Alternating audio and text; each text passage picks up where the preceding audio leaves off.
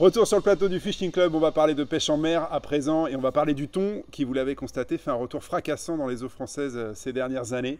Il y a une vraie fièvre du thon. On va essayer de voir si c'est ce poisson qui peut sauver un petit peu la pêche de loisirs en mer en France. Déjà, on va parler des résultats parce que c'est un poisson qu'on réapprend à découvrir. Je ne sais pas si c'est français ce que je dis, mais vous avez compris l'idée. Ça s'est passé comment cette année en Bretagne, Nikita, les résultats sur le thon? Par rapport aux années précédentes, les résultats ont été plutôt mitigés. C'est vrai que les 2 dernières années, on pêchait plutôt de gros spécimens assez près des côtes, tandis que cette année, on a vu de gros spécimens plus loin des côtes, mais on a aussi des petits thons qui sont arrivés sur chasse, chose qu'on n'avait pas avant, chose qu'on voit plutôt dans le sud. Les petits thons sur chasse, c'est plutôt chez vous, ça, Samir.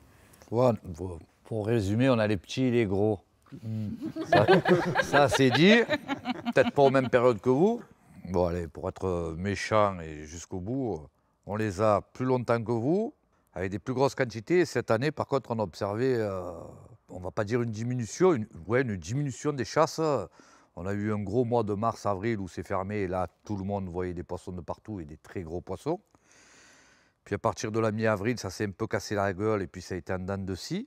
Août a été très dur. Bon, il y a plusieurs explications à cela apparemment. Il a fait vachement chaud, ils sont tenus plutôt loin. Alors, on a moins de chasse, on a beaucoup moins de chasse que les autres années. L'année dernière, c'était un petit peu un déclin. Cette année, un peu plus. Mais bon, le printemps a été très bon. Et à mon avis, l'arrière-saison va être très bonne. Mais malheureusement, ça correspond aussi aux fermetures. Et là, tu vois des poissons partout et tu n'as pas le droit de les pêcher, quoi. On en parlera à un autre moment dans le Fishing Club de la réglementation sur le thon. Nico, juste rapidement, un point sur la Bretagne pour toi aussi. Je pense que Samir a parlé de la situation en Méditerranée, Nikita plutôt de la Bretagne Sud. Moi je pense qu'il faut parler un peu de la Bretagne Nord aussi parce qu'il y a quelque chose qui se passe là-bas depuis l'année dernière. C'est qu'on voit un retour du thon vraiment en force et c'est surtout des gros poissons. Des poissons qui font souvent au-dessus de 100 kg, qui ne sont pas si loin du bord, qui sont en nombre. Il y a des chasses qui sont bien visibles, ce n'est pas forcément des chasses qui tiennent très longtemps, mais les poissons ils restent quand même sur zone et les gars arrivent à en prendre après les chasses. Et clairement sur la Bretagne Nord, c'est la meilleure année cette année. Donc on voit qu'il y a des endroits... Il n'y a pas de tendance nationale, quoi. Non, il n'y a pas de tendance nationale. Il y a des endroits où ça baisse un petit peu, où on a un petit peu de doute. C'est pareil, nous on pêchait beaucoup autour de Belle-Île-en-Mer. C'était un petit peu plus dur cette année. Par contre en Bretagne Nord, on voit que ça explose complètement. C'est un poisson qui bouge énormément de toute façon.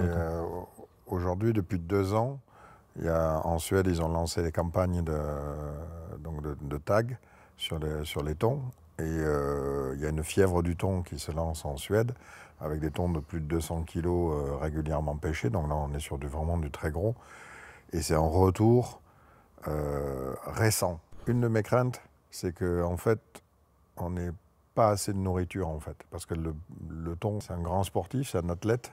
Et il a vraiment besoin de nourriture. Côte de bœuf, voilà. Côte de bœuf, quoi. Et il a vraiment besoin de nourriture. Et en fait, en Méditerranée, on sait que les stocks de sardines ne sont plus mal. En Bretagne, je dirais pas, je connais pas exactement les stocks de fourrage, mais ces grands mouvements de poissons, pour moi, ils sont liés à une recherche. C'est des vieux poissons. Et ils sont probablement liés à une recherche et à une reprise de migration parce qu'ils sont à la recherche de bouffe qu'ils ne trouvent plus à certains endroits. Mais oui, on voit que c'est très corrélé à la présence des sardines, des anchois, des maquereaux sur certaines zones. Il y a des endroits où ils vont plutôt chasser sur du tout petit anchois ou de la menuise et des endroits où ils vont être vraiment sur les maquereaux. Et on ne va pas les pêcher de la même façon d'ailleurs. Donc c'est assez intéressant pour ça. Mais on voit toujours qu'il faut qu'il y ait une présence de nourriture en grande quantité pour que les thons restent. On peut avoir un passage dans une zone où il n'y a pas beaucoup de fourrage à un moment donné, mais dès qu'on a des gros bancs de sardines, d'anchois ou de maquereaux, voilà, si les thons rentrent là-dedans, on a une vraie chance qu'il reste un moment. Je pense qu'on est tous d'accord pour dire qu'il y a une vraie fièvre autour de ce poisson qui est probablement le poisson de sport roi, en tout cas en France.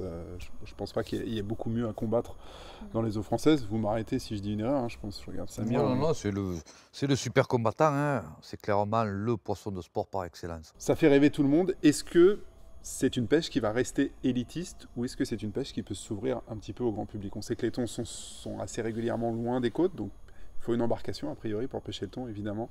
Il faut un matériel adapté, il faut des choses comme ça. Est-ce que vous croyez que c'est quelque chose qui peut se démocratiser un petit peu? Est-ce qu'on peut aller chercher le thon avec un matériel solide, mais assez basique, ou est-ce que ça va être réservé à des gens qui ont des grosses embarcations, de l'électronique pour trouver les thons, des choses comme ça?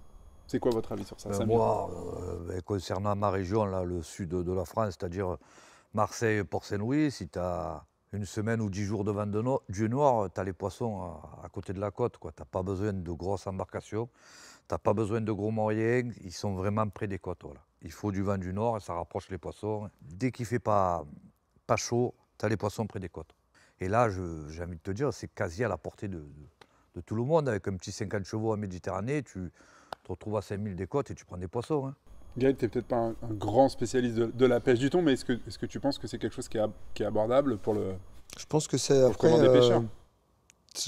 On est dans une dynamique de population qu'on ne maîtrise pas tout à fait. C'est-à-dire que si c'est que des plus de 100 kilos, comme sur le Nord-Bretagne, là, il faut le matériel spécifique. Sans quoi, ça va juste aboutir à vider des bobines de tresse et à fumer des moulinets ou exploser des cannes. Donc dans ce cas-là, Au-delà de la canne, du moulinet, des résistances, on ne va pas rentrer dans les détails Non, non, ici, mais- c'est pas l'endroit, mais il y a des choses comme les baudriers, des choses comme ça, des sécurités. t'as à beau avoir avoir. les baudriers, tant que ça fera plus de 100 kilos, il faudra que les gars aient investi dans un ensemble spécifique.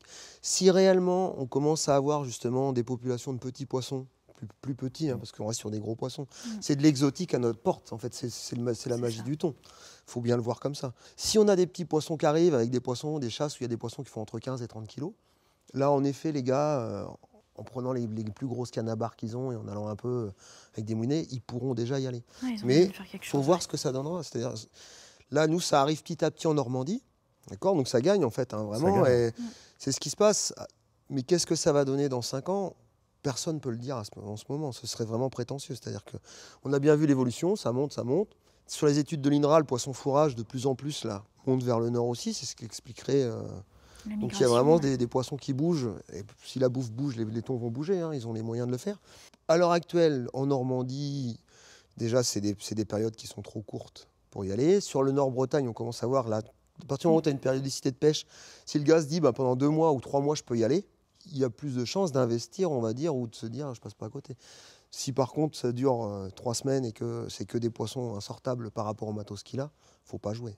Alors, il y a un truc qui se développe aussi autour du thon. Je pense surtout en Atlantique, Golfe de Gascogne. Il y a beaucoup de guides de pêche qui sont spécialisés sur le thon. Et il y a une clientèle qui se fait. C'est des personnes qui vont aller pêcher 1 fois ou 2 le thon dans l'année, mais qui vont aller avec un guide qui dispose du bon bateau, qui a la Du bon connaissance des matériel, zones ouais. où ça chasse, qui peut prêter du matériel éventuellement. Et ça peut peut-être donner un accès plus facile, on va dire, au commun des pêcheurs. Alors tout le monde n'ira pas, mais c'est une solution qui permet de ne pas investir dans un bateau à 50 000 €, de ne pas avoir à y aller 2 fois par semaine pour comprendre où ça se passe, quand ça se passe. C'est peut-être une porte d'entrée pour faire découvrir cette pêche-là à des pêcheurs qui en rêvent, tout simplement. Via les guides de pêche. Ouais. Bon, on verra de toute façon, on aura l'occasion dans le Fishing Club de revenir assez régulièrement sur le thon. On a beaucoup de choses à dire sur ce poisson absolument magnifique et notamment on verra les manières de l'aborder, les moments aussi qui sont les plus précoces en Méditerranée et en Atlantique Nord.